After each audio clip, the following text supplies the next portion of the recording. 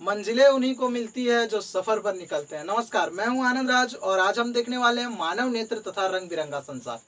जी हाँ, ये जो चैप्टर है ये बहुत इंपॉर्टेंट है आपके आने वाले पॉलिटेक्निक के एग्जाम के लिए। तो इस चैप्टर के जो ऑब्जेक्टिव क्वेश्चन है वो मैं अभी सारे के सारे क्वेश्चन आपको कराऊंगा, जिससे कि आप एग्जाम में धुन दोगे सारे क्वेश्चन को। तो चलिए हम क्वेश्चन की ओर बढ़ते हैं और इसमें जो पहला क्वेश्चन है उसमें पूछा जा रहा है कि मानव नेत्र में वस्तु का प्रतिबिंब किस भाग पर बनता है। जी हाँ, वस्तु का जो प्रतिबिंब है वो बनता है रेटिना पर, जिसे हम आसान में दृष्टि पटल भी बोल सकते हैं।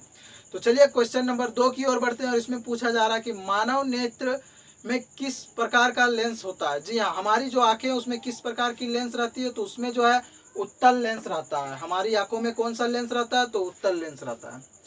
क्वेश्चन नंबर 3 की ओर बढ़ते हैं और इसमें पूछा जा रहा है कि आपने बहुत सारे लोगों को देखा होगा चश्मा लगाते हुए, तो उसमें से बहुत से लोगों को दीर्घ दृष्टि दोष या निकट दृष्टि दोष रहता है। तो हम पूछ रहे हैं कि निकट दृष्टि दोष को दूर करने के लिए कौन सा लेंस का उपयोग किया जाता है, तो इसका सही आंसर हो जाएगा उत्तल लेंस। जी हाँ, अब क्वेश्चन नंबर आगे की ओर बढ़ते हैं और इसमें पूछा जा रहा है कि दीर्घ दृष्टि दोष को दूर करने के लिए किस लेंस का उपयोग किया जाता है। तो इसको दूर करने के लिए जो है उत्तल लेंस का उपयोग किया जाता है। तो अभी मैंने बताया कि निकट दृष्टि दोष को दूर करने के लिए अवतल लेंस का और दीर्घ दृष्टि दोष को दूर करने के लिए उत्तल लेंस का उपयोग किया जाता है। तो चलिए आगे बढ़ते हैं और इसमें पूछा जा रहा है क्वेश्चन में कि जरा दृष्टि दोष को दूर करने के लिए किस लेंस का उपयोग किया जाता है। तो इसमें जो है इसमें किया जाता है द्विफोकसीय लेंस। जी हाँ, जिसे कि द्विफोकसीय लेंस का उपयोग किया जाता है। ये भी एक दृष्टि दोष है, जरा दीर्घ दृष्टि दोष। और आखिरी दृष्टि दोष की बात करें तो इसमें से अबिंदुकता। आपने सुना होगा अबिंदुकता के बारे में कि अबिंदुकता को दूर करने के लिए किस लेंस का उपयोग किया जाता है। तो इसको दूर करने के लिए जो है गोलीय या बेलनाकार लेंस का उपयोग किया जाता है।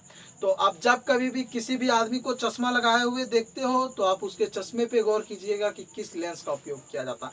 आपको खुद ब खुद उसके दृष्टि दोष मालूम चल जाएगा।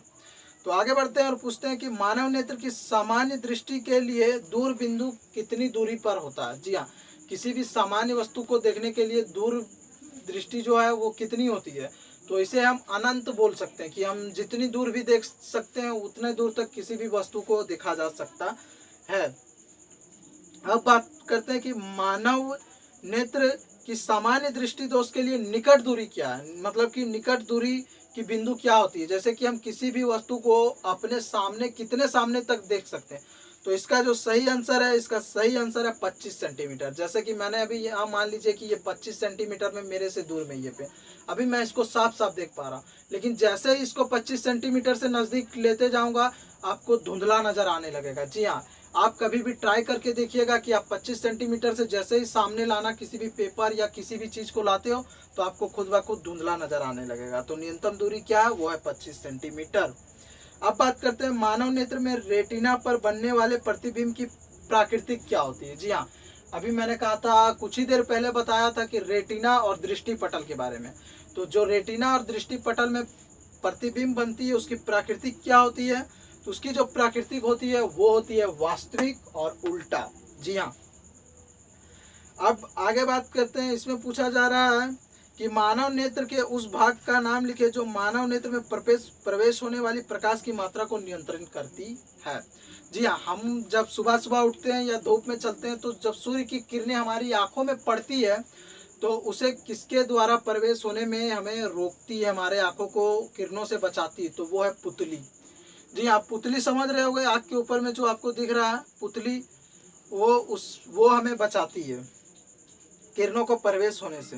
अब बात करते हैं रेटिना से जुड़े दो तंतुओं के नाम लिखे। रेटिना से जुड़े दो तंतुएं कौन सी है, तो एक है छठनुमा और दूसरा है शंकुनुमा। जी हाँ, दो तंतुएं हैं रेटिना से जुड़ी, एक है छठनुमा और दूसरा शंकुनुमा। तो आगे बढ़ते हैं और इसमें पूछा जा रहा है कि मानव नेत्र में रेटिना पर बनने वाले प्रतिबिंब की सूचना किसके द्वारा पहुंचती है। जी हाँ, मानव नेत्र में जो रेटिना पर जो प्रतिबिंब बनता है वो सूचना किसके द्वारा पहुंचती है, तो इसका जो सही आंसर हो जाएगा वो हो जाएगा दृक् तांत्रिकाओं द्वारा। किसके द्वारा, दृक् तांत्रिकाओं द्वारा। अब पूछते हैं मानव नेत्र के रंगीन भाग को क्या कहते हैं। जी हाँ, आपके आँख में एक रंगीन भाग दिख रहा होगा गोल गोल, तो उसका नाम क्या है? क्या आप उस रंगीन भाग को जानते हो? तो उसका नाम है आइरिस। जी हाँ, आइरिस उसका सही आंसर हो जाएगा।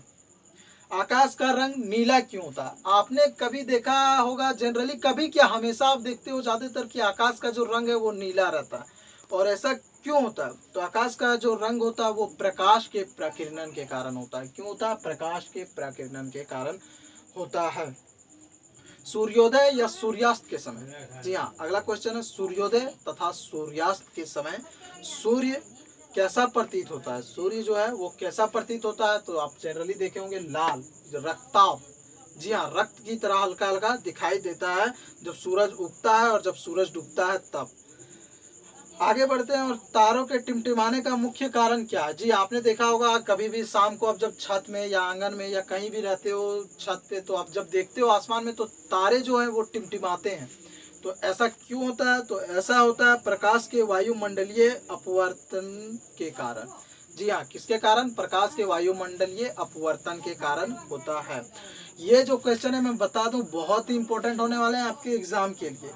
अब बात करते हैं, कौन रंग प्रिज्म द्वारा कम एवं अधिक विचलित होता है? जी हाँ, प्रिज्म द्वारा कम और अधिक विचलित होता है। तो बैगनी रंग अधिक तथा लाल रंग कम विचलित होता है। जी हाँ, ये जो है